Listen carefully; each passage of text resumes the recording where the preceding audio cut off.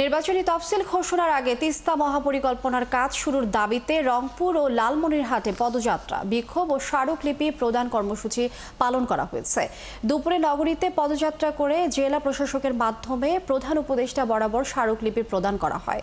এই সময় 9 অক্টোবর গণমিছিল ও 16 অক্টোবর রংপুর বিভাগের জেলাগুলোর নদীর তীরবর্তী স্থানে একযোগে মশাল প্রজ্বলন কর্মসূচি ঘোষণা করে তিস্তা নদী রক্ষা আন্দোলনের নামের সংগঠনটি। এদিকে তিস্তা মহাপরিকল্পনার কাজ দ্রুত শুরুর দাবিতে লালমনিরহাটের বিক্ষোভ মিছিল করেছে তিস্তা মহাপরিকল্পনা আন্দোলন কমিটির সদস্যরা। পরে তারা জেলা প্রশাসকের কাছে স্মারকলিপি প্রদান করেন। এই সময় আগামী 9 অক্টোবর বিভাগীয় 5 জেলায় বিক্ষোভ ও 11 অক্টোবর তিস্তার 2 পারে মশাল প্রজ্বলনের কর্মসূচি ঘোষণা করেন।